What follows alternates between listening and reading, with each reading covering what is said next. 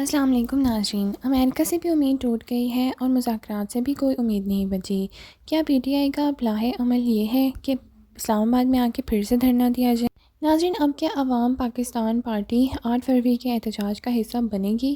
اراکین پارلیمنٹ کی تنخواہوں میں اضافہ ہو گیا ہے، عوام بدحال ہے۔ ناظرین، لیکن دوسری طرف حکومت کا دعویٰ ہے کہ مہنگائی میں کمی کی گئی ہے۔ کیا یہ حکومتی دعوے ہیں یا اس میں کوئی سچائی بھی ہے؟ ناظرین، سابقہ وزیر خزانہ مفتیٰ اسماعیل کا کہنا ہے کہ کیا ملک کے مسائل حل ہو گئے ہیں جو پارلیمنٹریز کی تنخواہیں بڑھا دی گئی ہیں۔ مفتیٰ اسماعیل نے یہ بھی سوال اٹھایا کہ 10 کروڑ 50 لاکھ لوگ غربت کی لکیر سے نیچے زندگی گزار رہے ہیں، ان کے لیے آپ نے کیا کیا ہے؟ ان کا یہ بھی کہنا تھا ملک میں وبائی امراض ہیں، بچے اسکول سے باہر ہیں اور ارکان کی تنخواہیں بڑھائی جا رہی ہیں۔ اس سب کا کیا مطلب ہے؟ ارکان پارلیمنٹ کی تنخواہ 300% تک بڑھانا ہے، بے حسی کی انتہا ہی ہے۔ ناظرین، مفتیٰ اسماعیل نے یہ بھی کہا کہ 600 سے 700 ارب روپے ارکان کے لیے اسکیموں کی مدد کے لیے رکھے ہوئے ہیں۔ اسکیموں کی مد میں بھی ارکان کو پیسے ملتے ہیں، تنخواہ بڑھانے کی ضرورت ہی نہیں ہے۔ ایم این ایز غربت کے مارے نہیں ہیں، تنخواہیں بڑھانی تھی تو 10% بڑھا دیتے۔ 300% تک ارکان پارلیمنٹ کی تنخواہیں بڑھائی گئی ہیں۔ چرچا تو ہوگی، ہمارے پاس مجموعہ نہیں ہے تو نون لیگ کے پاس بھی عوامی مجموعہ نہیں ہے۔ مفتیٰ اسماعیل کا یہ بھی کہنا تھا کہ فارم 47 کی پیداوار دوسروں کا طعنہ دے رہے ہیں کہ ان کے پاس کروڑوں نہیں۔ ناظرین، آئیے سنتے ہیں مفتیٰ اسماعیل نے اور کون سی باتیں کی جو کہ چپتی ہوئی حکومت کو بھی لگی اور کن کن کو لگی۔ آئیے سنتے ہیں۔ احترام میں ان کی کوئی اس پہ بات پہ تنقید نہیں کروں گا، لیکن گزارش اتنی کرنی ہے کہ یہ بات درست ہے کہ ہمارے پاس کوئی بہت کراؤڈ نہیں ہے، کوئی بہت بڑا اجتماع نہیں ہے، لیکن مسلم لیگ کے پاس بھی وہ نہیں ہے۔ ان کے پاس ایک چیز ہے جو ہمارے پاس نہیں ہے، جو ہم کو چاہیے نہیں۔ وہ کہتے ہیں نا میرے پاس ماں ہے، ان کے پاس تو صرف مطلب یہ لوگ جو کہ فارم 47 کی پیداوار ہے، مطلب یہ اب آ کے دوسرے لوگوں کو تھانہ دے رہے ہیں، تو تھوڑی سی میرے خیال سے بت ہم کو کہے کافر، یہ وہی والی مثال ہو گئی۔ تو ایک تو یہ بات ہو گئی۔ دیکھیں، دوسری بات یہ ہے کہ ہم نے یہ محمود خان اچکزئی صاحب اور عمران خان صاحب کی پارٹی کے دیگر لوگ ہمارے پاس آئے تھے اور انہوں نے بات کی تھی۔ شاہد عباسی اوبیسلی ایک ملک کے اندر ایک کریڈیبل چہرہ ہیں۔ میں اور شاہد عباسی کو لوگ سمجھتے ہیں کہ شاید ان کا ماضی داغدار نہیں ہے، کمپیٹنٹ لوگ ہیں، نیشنل پولیٹیکل لیڈر۔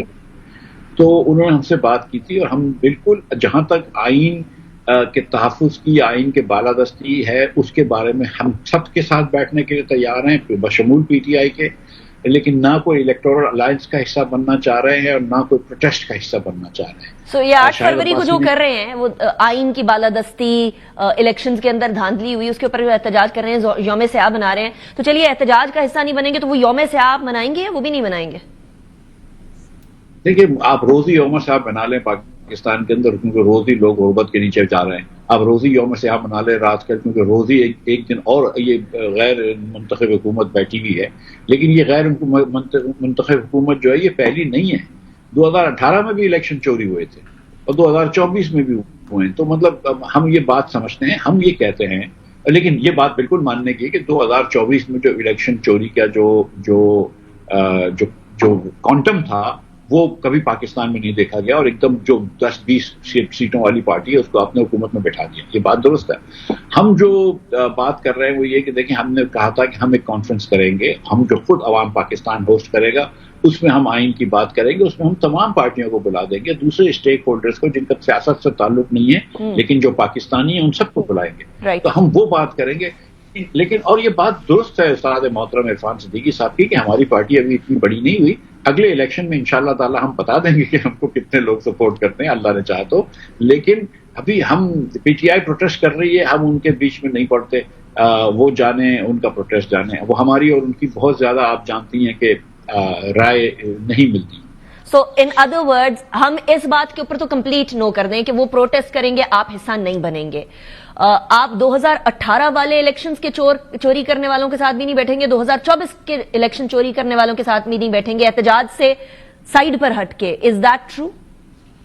نہیں، لیکن ہم سب کے ساتھ بیٹھنے کے لیے تیار ہیں۔ ہم مسلم لیگ کے ساتھ بیٹھنے کے لیے تیار ہیں، جن کو 2024 کے الیکشن کی چوری کا جن کو فائدہ ہوا ہے، اور 2018 کے الیکشن کا چوری کا فائدہ پی ٹی آئی کو ہوا ہے، ہم ان کے ساتھ بیٹھنے کے لیے تیار ہیں۔ ہم پاکستان کی خاطر کسی کے ساتھ بھی بیٹھنے کے لیے تیار ہیں، لیکن احتجاج کسی کے ساتھ نہیں کریں گے۔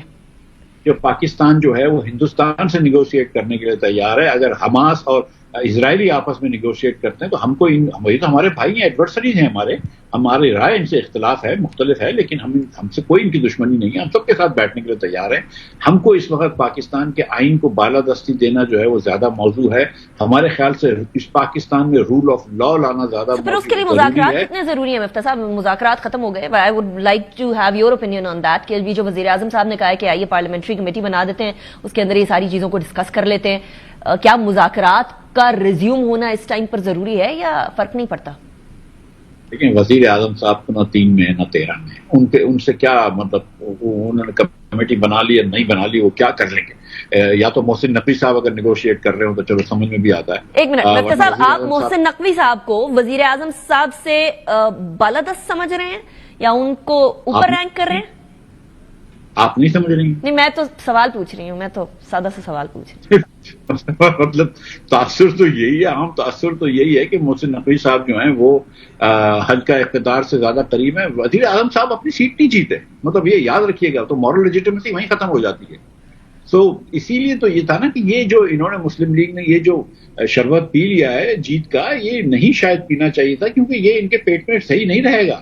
کوئی بھی آدمی بغیر الیکشن جیتے جب آ کے حکومت کرنے کی کوشش کرتا ہے ایک جھوٹے الیکشن پہ, تو پھر یہی ہوتا ہے.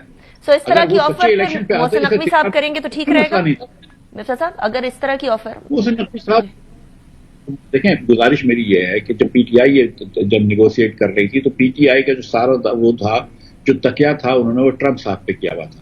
تو انہوں نے نیگوشیٹ کرتے ہیں اور نیگوشیشن کے تھرو ہی خان صاحب چھوٹیں گے, اگر یا کورٹ کے جو بھی فیصلے کے تھرو, لیکن نیگوشیشن کے تھرو ہی معاملہ آگے بڑھے گا. لیکن ان کی امید تھی کہ ٹرمپ سے پریشر لگوا دیں, ان کی امید تھی کہ یار اگر ٹرمپ کا پریشر نہیں آئے گا تو نیگوشیشن ختم کر دیں گے, ورنہ کم از کم اگر بہت پریشر آئے گا تو نیگوشیٹ تو کر رہے ہوں گے تو کوئی بات کرنے کو ہوگی. یہ دونوں جو تھے وہ ٹرمپ مطلب ٹرمپ کی امید پہ تھے اور ایک دعا پہ تھے کہ نہ ہو. پھر اس کے بعد آپ کے وزیر خارجہ نہیں گئے تھے, وزیر داخلہ آپ کے تشریف لے گئے تھے, تو پھر انہوں نے جو بھی وہاں پہ کیا, تو بہرحال اب مطلب یہ ہے کہ کوئی نتیجہ برآمد نہیں ہوا. پی ٹی آئی کے ساتھ بالکل پی ٹی آئی اس وقت عطاب میں ہے. 1 لاکھ سے زیادہ پنجاب میں چھاپے پڑ چکے ہیں. پنجاب کم از کم یوز ٹو نہیں تھا اس قسم کی پولیٹیکل آپریشن کا جو آج پنجاب میں ہو رہا ہے. تو بہت سارے مسائل ہیں, لیکن خان صاحب کو جو سزا ہوئی ہے یہ ملک ریاض والے کیس میں, اس کے اندر اس کیس کو آپ ایک دم رد نہیں کر سکتے. یہ نہیں کہہ سکتے کہ یہ سیاسی فیصلہ تھا, کیونکہ اس کیس کے اندر